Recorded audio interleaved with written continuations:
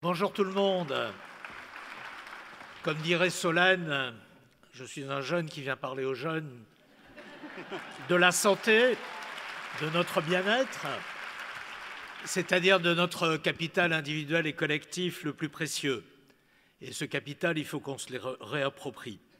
La santé, vous le savez, on nous le dit beaucoup, est affectée par des maladies chroniques, les cancers, les maladies cardiovasculaires, les affections respiratoires, le diabète, l'obésité, que sont la conséquence du tabac, de l'alcool, de l'air pollué, des pesticides et des perturbateurs endocriniens qui tuent des dizaines de milliers de personnes chaque année. Il faut agir pour ce bien-être et pour que la prévention soit présente dans toutes les politiques publiques et pas seulement dans les politiques de santé. Je vais quand même vous parler essentiellement des politiques de santé, qui est le cœur du débat. D'abord, vous le savez, on nous rabat les oreilles en nous parlant du trou de la Sécu, en nous disant que financer la santé, c'est un coût, que c'est une source de déficit. Non, l'investissement dans la santé, ça n'est pas qu'une source de déficit, c'est un investissement parce que c'est important, parce que c'est un investissement pour le bien-être, pour la vie. Il faut cesser de faire dépendre la santé de considérations purement comptables. Il faut remettre l'humain et le social au cœur de nos politiques, et en particulier de nos politiques de santé. Pour cela, il faut garantir l'accès aux droits, l'accès aux soins, à la prévention, à toutes les personnes qui vivent sur le territoire national. D'abord les personnes en situation irrégulière, mais aussi les plus pauvres, les plus fragiles, les plus précaires, les personnes handicapées. Il faut inclure l'aide médicale d'État dans la sécurité sociale. Il faut faire disparaître les refus de soins, les retards de soins. Il faut faire disparaître les difficultés à trouver un médecin ou un professionnel de santé.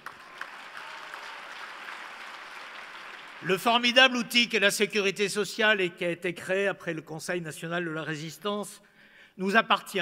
Elle nous appartient à tous et il nous appartient de la faire évoluer. Il faut l'adapter au monde d'aujourd'hui, il faut la transformer, il faut simplifier ce paysage auquel personne ne comprend plus rien. On a la Sécu d'un côté, les complémentaires de notre côté, on a des financements publics, des financements privés, on a de la médecine libérale privée, on a de la médecine publique, on a des cliniques pour les riches, on a des hôpitaux pour les pauvres. C'est un système absolument incompréhensible, c'est un système compliqué, c'est un système injuste. Il faut le faire évoluer vers plus de transparence, plus de justice sociale, plus de démocratie. Protéger la santé de tous, c'est bien entendu et peut-être avant tout garantir à tous un environnement sain. C'est aux pollueurs et non pas à leurs victimes d'apporter la preuve que les produits auxquels nous sommes exposés ne sont pas nuisibles à notre santé, comme l'est le glyphosate, comme le sont les perturbateurs endocriniens, comme l'est l'excès de sucre et bien d'autres substances. Il faut arrêter le fait que les lobbies industriels continuent à faire passer leurs profits avant notre santé. Il faut d'abord faire passer en avant notre avenir et l'avenir des générations qui nous suivent. C'est un combat qui nous appartient à tous de mener immédiatement et de remporter, nous en avons les moyens. Agir sur la santé, c'est aussi offrir à tous des conditions d'éducation, des conditions de travail, des conditions d'alimentation, des conditions de loisirs de vie, en particulier par le sport, qui permettent de préserver la santé, et nos modes de vie, nos modes de travail ne le facilitent pas. Agir pour la santé, c'est permettre aux professionnels de santé d'exercer leur travail de façon humaine et efficace. Il faut le dire, l'hôpital public est maltraité, il va mal, il va même très mal aujourd'hui. La santé n'est pas une marchandise. L'hôpital n'est pas une entreprise et les professionnels de santé ne sont pas des businessmen, comme on les considère aujourd'hui. Les professionnels de la santé sont les protecteurs de notre bien-être, de notre qualité de vie. Ils sauvent des vies. Pourtant, aujourd'hui, on le sait tous, ils sont dans une grande souffrance. Et le déficit budgétaire chronique des hôpitaux est une source de dysfonctionnement grave, à la fois pour les personnes et pour les institutions. Alors nous devons innover, nous devons arrêter avec ces systèmes comptables, nous devons trouver les moyens de financer les hôpitaux et les centres de santé en luttant contre la souffrance au travail, à l'hôpital comme dans tous les domaines. Il faut garantir la qualité des soins et leur juste accès.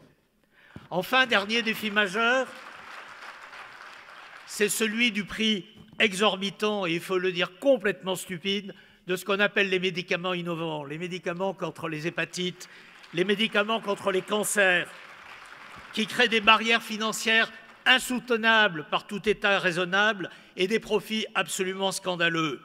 Alors il faut utiliser les outils qu'utilisent les pays pauvres et dont nous disposons aussi, mais que nous n'utilisons pas. Il faut contraindre les laboratoires pharmaceutiques à fabriquer des génériques qui seront moins chers.